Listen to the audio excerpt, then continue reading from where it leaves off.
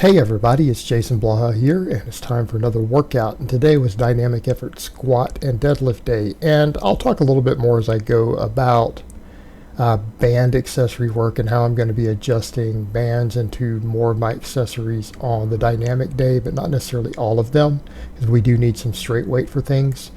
But I'm going to talk about that in a bit.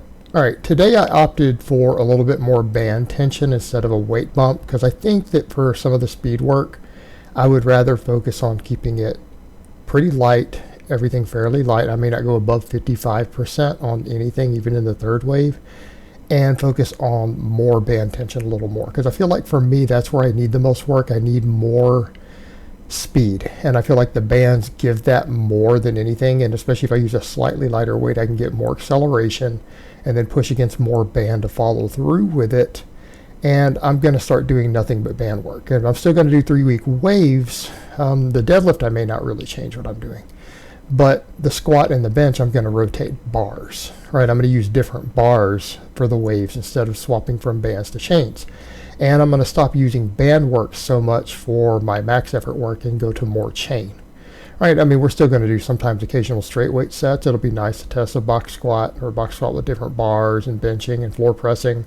But all my accommodating resistance, I'm going to go over to chains. And it has to do with the fact that just what I need in my own strength curves, I feel like chains tend to build strength better and bands tend to build explosiveness better. Not that they don't both work for each other, but I would rather separate my training days more and more into a full concurrent type periodization in my conjugate method in regards to that. And I want to run that for a while. I feel like for me, with my own body, I'm going to get a little better results from doing that. And so again, it's the way it's going to go. And it's going to be a lot of band tension henceforth. It's going to be over 25%. I'm going to be pushing band tension closer and closer to like 30% on most of this stuff. And over time, I mean, it's probably not at 30% now on any of it, but I'm definitely running a little more than 25%. So we want the percentages to go up a little bit. So again, I can focus more on the speed element because I need more speed work. And people who saw my status earlier also, they know what's going on too. I am going to start incorporating loaded carries. I'm going to start working on box jumps and things like that because I feel like I need the better conditioning. I get a lot of conditioning even from the speed work. Believe it or not, anyone who's done this actually knows 45-second type breaks between 20 singles on the deadlifts and then do 90 seconds on the speed squats. It's almost hit cardio in and of itself. But I do need more conditioning, so I'm going to start doing farmer's walks, and I've actually got a way to do them at home.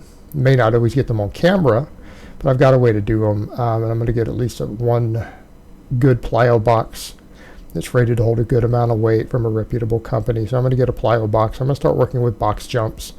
I need to work on all these performance elements. And now that my diet's on point and I'm getting the slow recomp, because again, I think people are going to see definitely on the deadlifts the body fats come along. I'm not ripped, I'm not lean, and it's kind of also someone in the comments earlier say, man, you've come a long way. You're a long way from being ripped. You got a ways to go. But it's like, I'm not trying to get ripped. Yes, I'm going to get leaner, but I don't advocate people get ripped. I'll tell you guys right now, if I ever decide to get ripped, I'm going to be back on pretty hefty dose of test because there's no way I'm giving up having sex or orgasms. Okay? I'm not giving that up. That's what happens at low body fats without exogenous test. All right? You become a eunuch. I'm not doing that. Speaking of which, the whole point came up. Someone was saying in there, man, are you back on the sauce? I was like, guys, I'm not that jacked. Come on.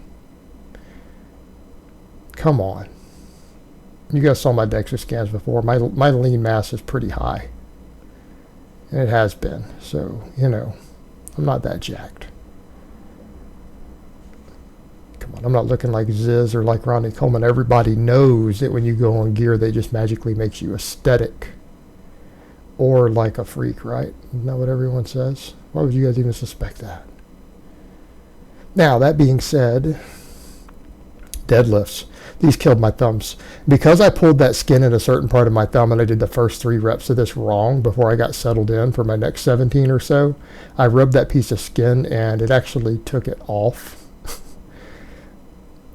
near the end, but fortunately for me, it let me finish. I got all the way through because it's not on the part of my thumb that's critical. It's from me gripping the bar slightly incorrect.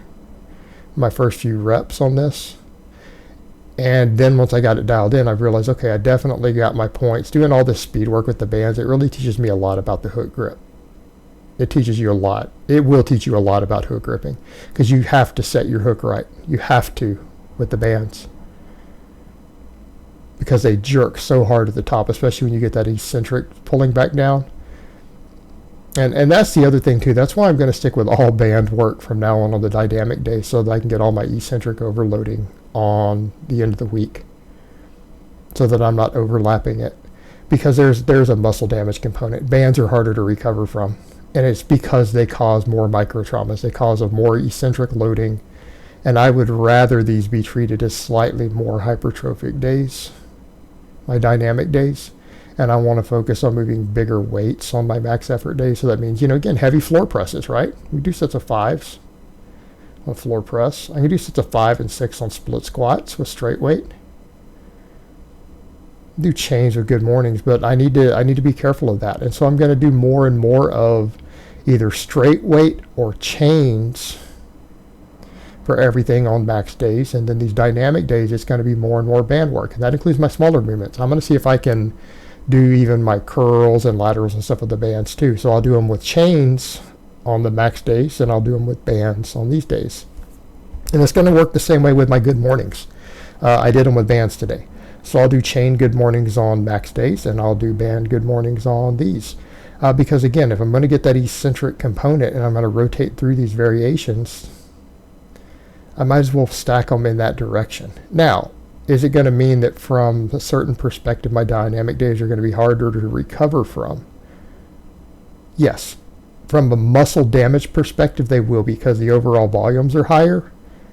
The micro tearing is higher. The muscle damage is higher. But I have the whole weekend because I do these towards the end of the weekend. I have 2 days off. There's a slightly larger nervous system component to my max effort days. So these two things can kind of recover a little bit more independently, and it's going to work really well, I think, with the overall flow of my training. And then the same thing, I'm going to start doing the conditioning work. I don't know how many days I'm going to add it in. I'm going to have my farmer's walk handles. I've already really priced ones that will work for what I'm doing. I think they're going to work really well. I think people will be surprised. Yes, I'm going to use it to start building conditioning back up. I need conditioning. I need to be in better shape so that we can recover better from all this. And then when we start looking in terms of just core exercises, grip development, overall conditioning, the farmer's carries are what I need for my GPP. They're what I need. It will help me take my training to the next level.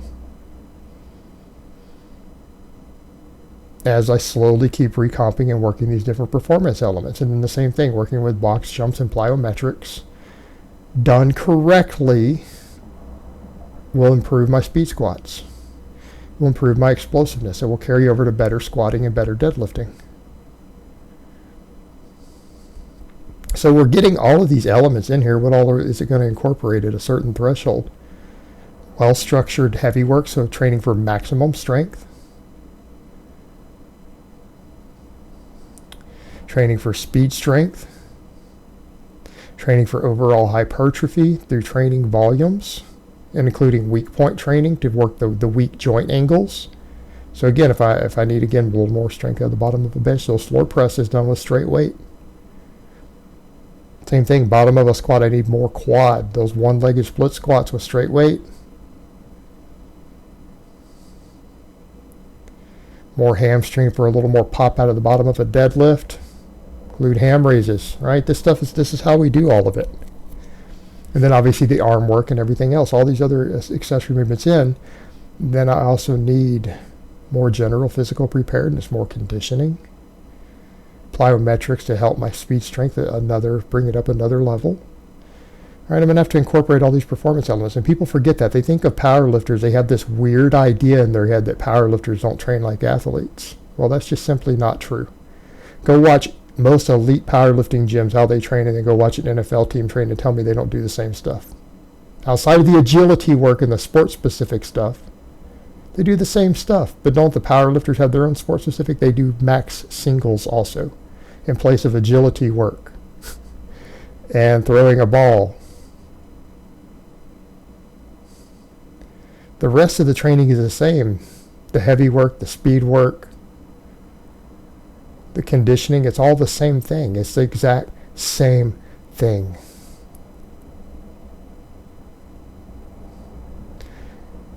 And that's what I'm having to do. I've got to balance these elements. I'm working slowly towards training like an elite athlete. Look, if you want to be an elite athlete, because again, I'm an advanced lifter right now. I need to go elite.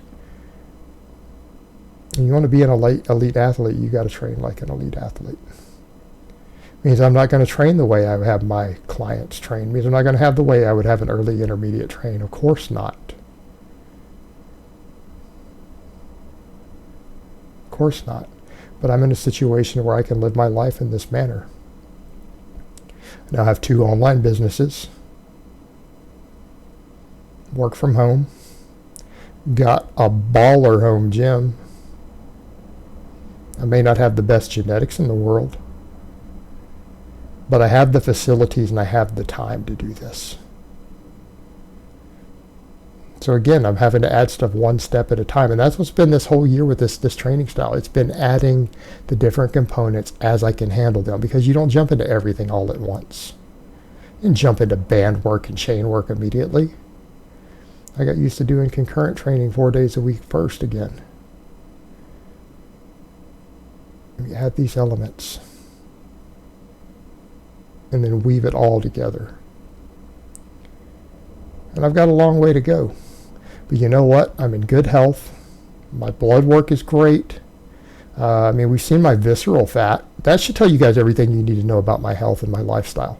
You guys saw my visceral fat on the DEXA scan. Anyone who thinks I sit around eating junk food because I'm not ripped, it's not even possible.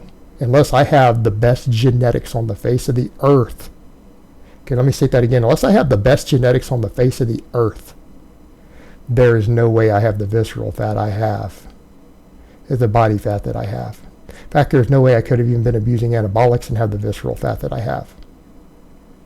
So you guys are basically saying I have the superior elite genetics of some type for health purposes. Well, my mother died at 48 of a heart attack. So I don't think that that's the case.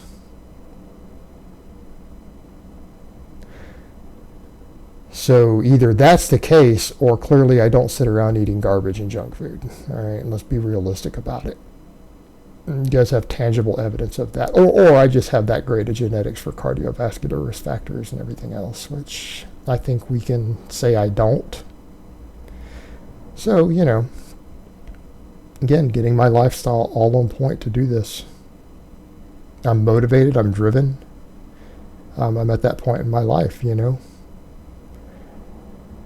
where I can hyper-focus on these things. And and I'm enjoying it. I'm enjoying this style of training, and I'm looking forward to adding these little bit of new elements as I go, piece by piece by piece, so that I can keep building my work capacity, build my general physical preparedness, my explosiveness, everything. You need to be a well-rounded strength athlete who just happens to do powerlifting. We incorporate all of it. All right, guys, then we coming up. Man, my thumb was shot after that. Safety bar squat, good mornings with bands. I did 3x8. I wanted to do a 4-set, but I realized after the way I was feeling after all that band work and then doing these with bands, I'm going to have DOMs. I'm worried I'm going to have a recovery issue if I did more sets for now, because I still got to go do some glute ham raises. So I haven't done my glute ham raises yet. I'm going to hopefully try to do them after this. But again, we're going to rotate through these. We're going to do these with bands on speed day. We're going to do them with chains on max effort day. That's what we got to do. And some people are like, why are you wearing the belt? Because I want better neuromuscular efficiency. I don't care what you think about it. People are worried about my core strength. I train my abs. I do 10 sets of weighted sit-ups on my glute ham device every week. I do 10 sets of weighted. I'm sure most of you guys aren't doing 10 sets of weighted ab work. Look at all the squatting and deadlifting I do. My abs are fine. You can see the size of my abs even under the fat. I don't think that's an issue for me, guys. I wear the belt for the better neuromuscular efficiency and to force me to brace and take a deeper breath, because I need those full lungs. I need all of that so that I don't hurt myself doing these good mornings, right?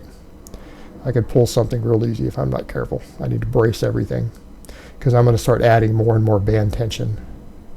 That's going to be the direction I go on these. Instead of adding plates for a while, I'm going to add bands. I'm going to get to where I have over 100 pounds of band tension on here. Then, when I can do sets of 8 to 10, then we'll add more plates. All right, guys, but that's really all I have to say on that today. I hope it's been informative, and I will talk to you guys next time.